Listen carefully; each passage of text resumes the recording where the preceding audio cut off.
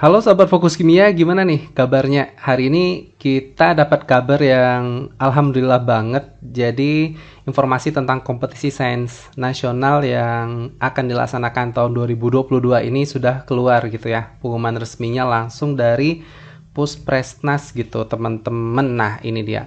Dan ini kan sebenarnya kalau kita lihat suratnya tanggal 17 Februari. Tapi saya baru dapatnya hari ini gitu. Cuman nggak tahu teman-teman lain yang memang sudah dapat duluan surat ini.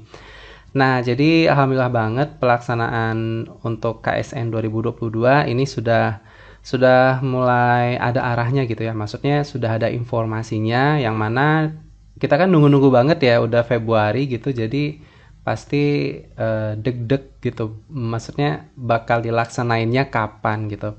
Oke, nah seperti biasa ya untuk pelaksanaan KSN sendiri, dulu waktu masih OSN juga kita mulainya dari sekolah dulu gitu. Nah, jadi dari sekolah, terus nanti tahapannya menuju ke kabupaten ya, dari kabupaten menuju provinsi dan ke nasional. Nanti di tahap nasional itu akan dipilih lagi untuk melaju ke tahap tingkat internasional. Nah, kita di sini cuma sharing aja sih sebenarnya mengenai informasi yang diberikan di surat ini yang nantinya mungkin bisa jadi rujukan atau teman-teman ada yang pingin diskusi gitu ya. Kita belum tahu ya sebenarnya mekanisme ujian itu seperti apa karena di surat ini sendiri saya baca belum ada ditulis apakah pelaksanaannya secara online atau secara offline gitu, teman-teman. Nah, cuman ada perbedaan dengan seleksi tahun sebelumnya. Di tahun ini itu seleksinya peserta untuk masuk ke KSNK itu sudah banyak ya, udah 5 orang gitu. Nah, oke, kita langsung saja coba kita lihat suratnya ya.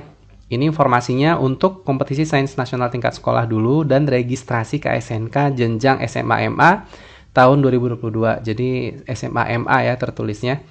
Nah, saya udah coba rangkum dari suratnya. Surat resminya juga ada. Nanti kalau kalian mau saya sharing ya. Nanti bisa lihat di deskripsi video ini.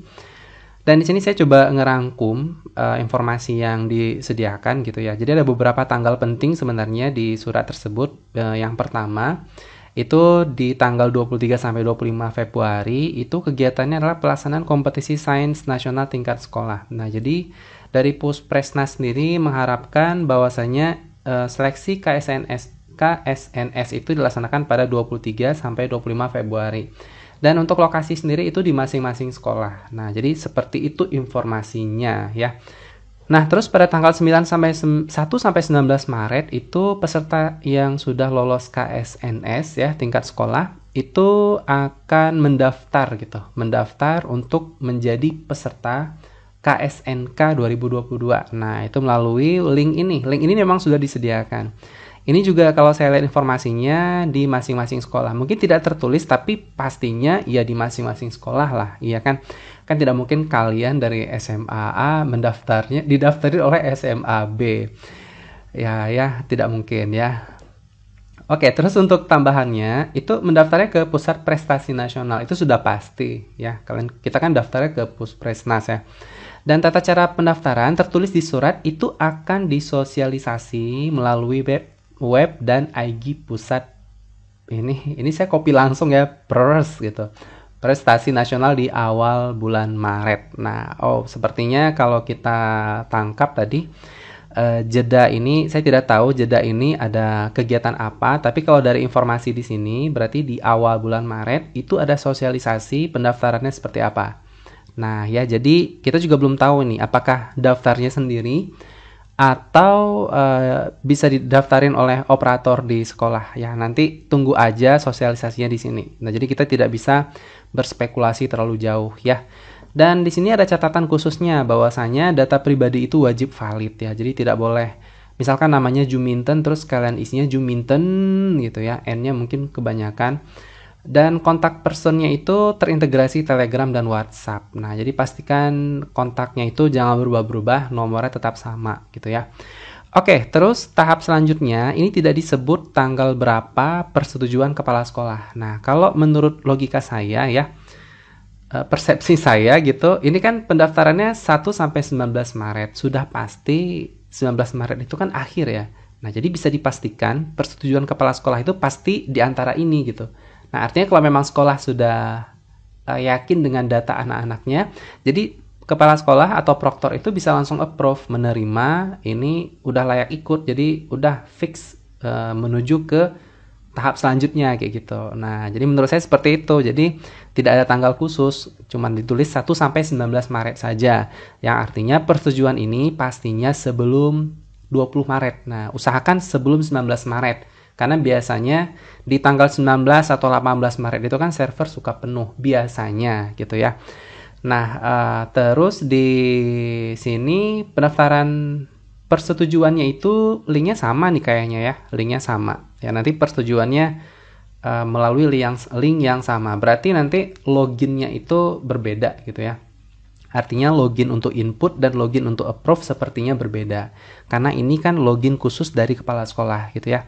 Nah, lalu dari Dinas Pendidikan Provinsi sendiri, provinsi masing-masing itu juga punya akun login menuju ini, link ini gitu. Nanti bakal ngecek kira-kira sekolah ini sudah nge-approve berapa orang dan sudah mengajukan berapa orang kayak gitu. Istilahnya mereka bisa mengecek ya. Ini yang lebih paham bagian ini adalah para pegawai Dinas Pendidikan Provinsi lah, operatornya gitu kira-kira ya.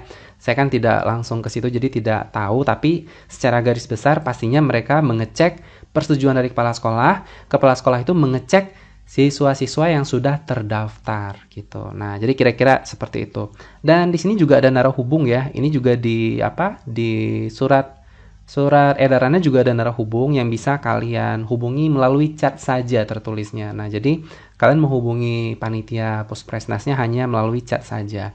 Jadi jangan di miss call ya. Maksudnya jangan di telepon gitu karena memang tertulis di chat saja. Oke, mungkin itu saja. Dan tadi ada informasi lain ya. Coba saya back dulu ya. Saya coba back dulu ke ini. Dan kalau kita lihat di sini ya, saya tadi lupa ambil yang bagian ini ya. Ini saya perbesar dulu. Peserta yang diambil itu 5 peserta terbaik masing-masing bidang. Nah, jadi inilah kelebihan di tahun ini menurut saya ya. Karena kan 5 gitu yang diambilnya. Artinya bisa aja di setiap sekolah itu potensi anak di bidang olimpiade tertentu tuh tidak hanya 3. Kalau di tahun sebelumnya kan 3 gitu ya, 3 peserta untuk setiap bidang. Ini 5 peserta terbaik dari masing-masing bidang gitu. Dan untuk apa ini ya? Coba kita lihat lagi informasinya.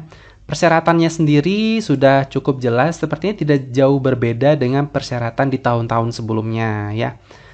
Pastinya harus warga negara Indonesia ya, jangan negara lain ya. Oke, terus belum pernah meraih medali emas KSN di bidang sains yang sama gitu. Nah, berarti kalau memang udah meraih medali emas di tahun 2021, mungkin masih kelas 10 gitu dan tahun ini kelas 11 mau ngikut lagi KSN, ya mungkin bisa ambil bidang olimpiade yang lain gitu ya. Nah, misalkan tahun ini medali emas bidang kimia, mungkin ke depan bisa ngambil bidang biologi atau apa gitu. Yang pastinya bidang olimpiade yang tersedia 9 ya, jangan nanti ngambil bahasa Arab gitu ya. Kan nggak ada olimpiade bahasa Arab. Belum pernah mengikuti kompetisi sains tingkat internasional jenjang SMA di bidang sains yang sama gitu. Nah, mengikuti kompetisi ya, ini bisa dibaca aja sebenarnya ya. Ini hanya masalah persyaratan gitu. Dan untuk persyaratan khusus tadi yang umum, yang khusus itu untuk matematik sepertinya tidak jauh berbeda sebenarnya. Di sini untuk fisika juga tidak ada hal-hal yang benar-benar sakral ya. Cuman ditulis belum pernah mengikuti pembinaan tingkat internasional. Ini sudah hal yang sangat baku dari tahun ke tahun gitu. Kimia juga belum pernah mengikuti, sama ya, tidak ada berbeda. Belum pernah mengikuti pendidikan ya. Intinya belum pernah mengikuti pelatihan nasional ya, pelatihan nasional bidang, maksudnya untuk peserta internasional kali ya. Nah, Platnas, peserta didik bla bla bla. Oke, mungkin nanti untuk masalah kelas SMP kan ini ada yang kelas apa ini ya, kelas 10, 9, 8 ya, kelas 8 SMP ada juga yang bisa ikut seperti di bidang biologi. Terus di bidang informatika juga bisa ya, kelas 8. Tapi kalau kimia kan hanya kelas 9 saja ini. Nah, ini bisa dibaca saja. Untuk astronomi itu tidak buta warna, terus mampu melakukan kegiatan praktik. Dan lagi-lagi tidak mengikuti Maksudnya belum pernah mengikuti pembinaan tingkat internasional.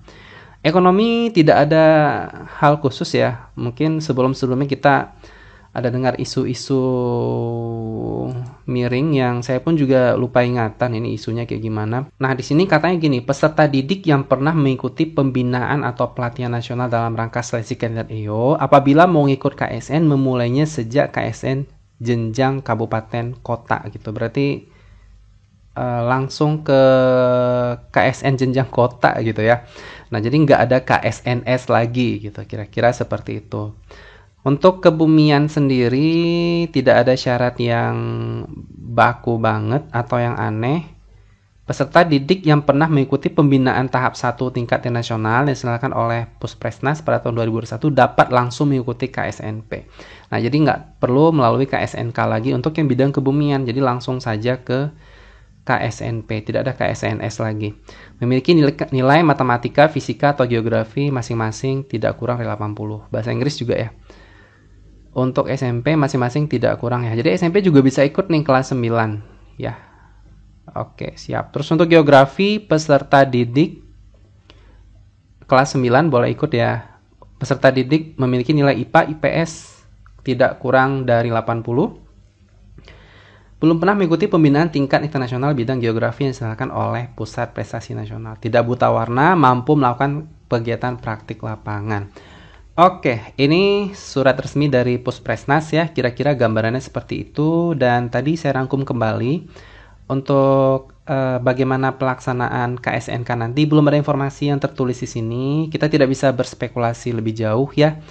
Cuman kalian persiapkan aja diri dari sekarang, karena ini kan pesertanya diambil 5 ya, jadi kan persaingan akan lebih luas gitu. Nah, kalau kita lihat peserta yang diambilnya 5, kemungkinannya menurut saya bakal online lagi. Nah, tapi untuk lebih pastinya daripada saya berdusta ya, kita tunggu aja nanti pengumuman resmi dari Puspresnas sendiri. Oke, mungkin hanya itu saja yang bisa saya sampaikan kali ini. Belajar yang rajin kalian ya, semoga sukses KSN tahun 2022 ini. Amin ya. Semangat.